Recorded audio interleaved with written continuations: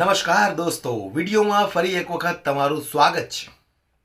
सपने हकीकत में बुनते हैं, इसीलिए लोग मोदी सरकार को चुनते हैं। ભારતીય જનતા પાર્ટીએ ગઈકાલે એક નવું ગીત લોન્ચ કર્યું છે।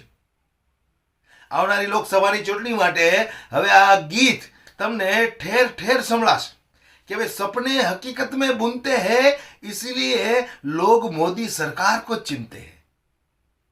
શા માટે આ ગીતની જરૂર પડી ગઈ?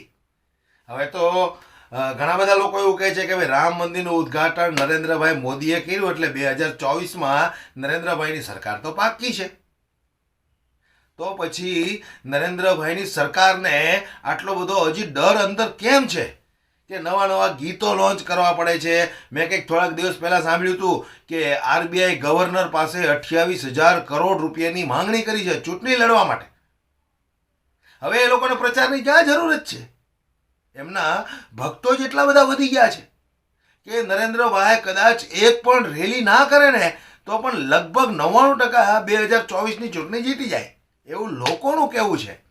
પણ ખેર આપણે વાત કરવી છે કે જે રીતે આ ગીત લોન્ચ કર્યું, ફરી એક વખત તમને સંભળાવી દઉં કે સપને હકીકત में बुनते हैं, इसीलिए लोग मोदी सरकार को चुनते हैं। ત્યારે ઉત્તર પ્રદેશની જનતા આ ગીત સાંભળીને જે ભારતીય જનતા પાર્ટીની ધુલાઈ કરી છે, આવો આપણે સાંભળી લઈએ। વધારે સમય નથી લેતો, પણ જે વિડીયો બતાવવાનો છું ને દોસ્તો, એ વિડીયો પૂરો સાંભળજો, તમે પણ મનોમન હસી પડશો। આવો આપણે સાંભળીએ। सपने को हकीकत में बुनते हैं इसलिए मोदी सरकार को चुनते हैं। तो ये दरअसल वो अपनी बात कर रहे हैं। उन्होंने सपना देखा था कि सारे देश को मूर्ख बनाएंगे, उन्होंने हकीकत में बुन दिया। उन्होंने सपना देखा था कि पेट्रोल को एक सीमा तक पहुंचाएंगे, 100 के पार पहुंचाएंगे, भाई बुन दिया उन्होंने। मूर्खता की कोई कमी नहीं है।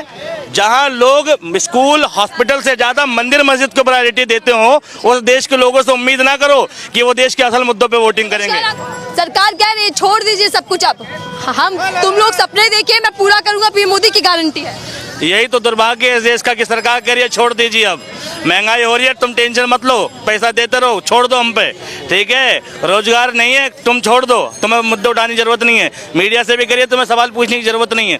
हर आदमी छोड़ दे, सरकार मनमानी करे, अपनी मर्जी करे और देश में देश की व्यवस्थाओं से देश के नागरिक का कोई लेना देना ना हो, ठीक है। सवाल पूछने वाला होना ही नहीं चाहिए। स्कूल मिटाए जा रहे हैं और मंदिर बनाए जा रहे हैं, ठीक है, कोई दिक्कत नहीं है। लोग गर्व कर रहे हैं कि हम प्रगति कर रहे हैं, लेकिन उन्हें नहीं मालूम कि वो मानसिक रूप से अपाहिज बनाए जा रहे हैं। अंग्रेजों के टाइम पर भी यही हुआ था और अभी भी यही है।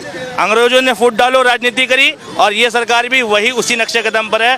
फूट डाल रखी है सारे देश में, राजनीति कर रही है। टेंशन तुम्हें लेने की जरूरत नहीं है। बर्बाद तुम थे, बर्बाद हो, बर्बाद रहोगे, कोई दिक्कत नहीं। कैंपिंग सॉन्ग लॉन्च किया है बीजेपी ने, कह रही है कि सपने को हकीकत में हम बुनते हैं, सपने नहीं दिखाते झूठे।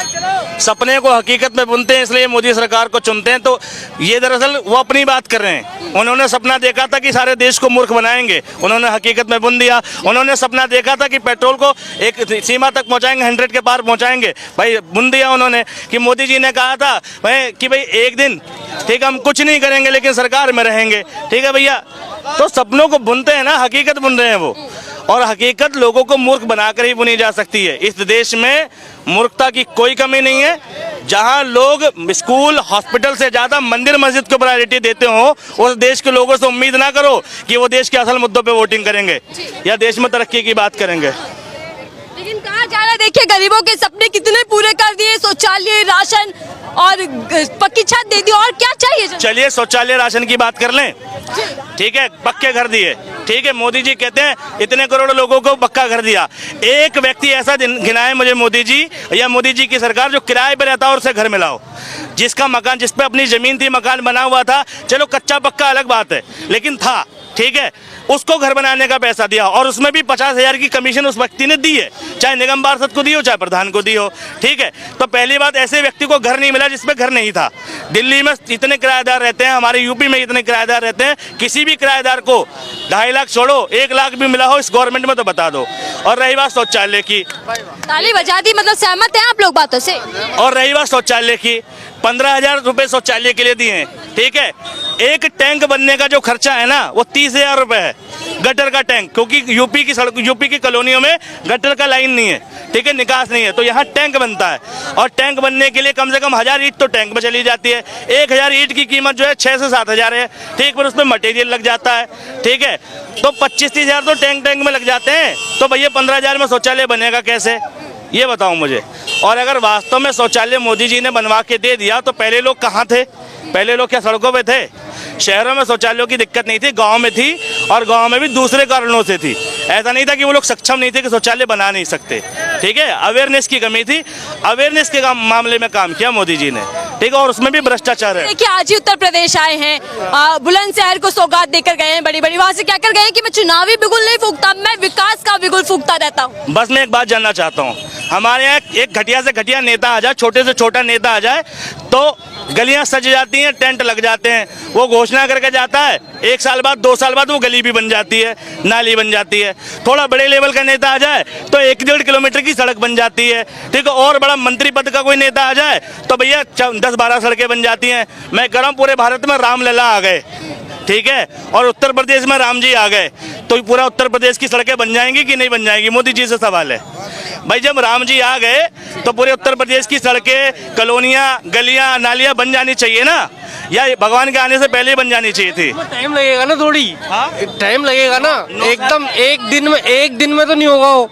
9 साल से एक हाँ बिल्कुल है, सही बात है, वक्त दीजिएगा सरकार को। नहीं तो 9 साल दिए ना एक अगर भाई, 5 साल और दे दीजिएगा। लग रहा है तो रोड बदलने में कितना सुनो, मोदी जी ने 2014 के कैंपेन में कहा था, भाइयों तुमने कांग्रेस को 60 साल दिए हैं, मुझे 60 महीने चाहिए। अगर तुम 60 महीने में सक्षम नहीं थे, जब तुम 60 महीने में सक्षम नहीं थे तो मोदी जी कहते ना कि मुझे 180 महीने चाहिए, मुझे 15 साल चाहिए, तो 60 महीने का वादा क्यों मांगा? ठीक, पहला झूठ।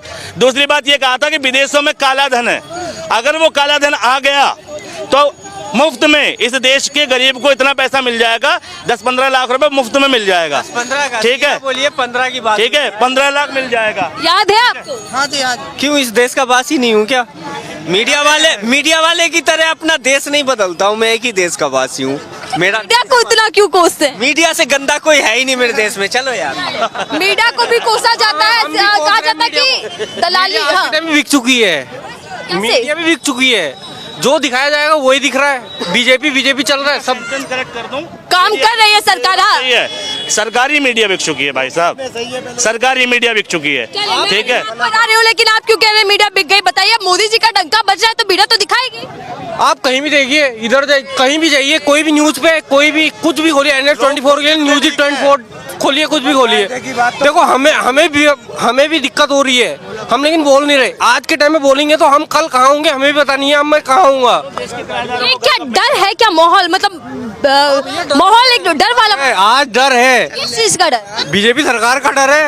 हमको સાંભળ્યું ને? તો આ ઉત્તર પ્રદેશની જનતાની રાય છે કે રોજગાર ક્યાં છે, નોકરીઓ ક્યાં છે, ગરીબી હજી દૂર કેમ નથી થઈ, અને આવા ગીત તમે લોન્ચ કરો છો, શું કહેવા માંગો છો? જનતાના સપના પૂરા થઈ ગયા? સપના તો ખાલી નેતાઓના પૂરા થયા છે, જનતાના સપના તો ત્યાં જ છે, અમુકના તો સપના તૂટી પણ ગયા છે। ખેર 2024ની ચૂંટણીમાં આપણે જોઈ વિચારીને વોટ કરવાનો છે, તમારે કોને વોટ કરવો એ તમારે વિચારવાનું છે। વિડીયો વધુમાં વધુ શેર કરી દેજો, દરેક લોકો સુધી પહોંચે, પસંદ આવ્યો હોય તો લાઈક કરવાનું ભૂલશો નહીં।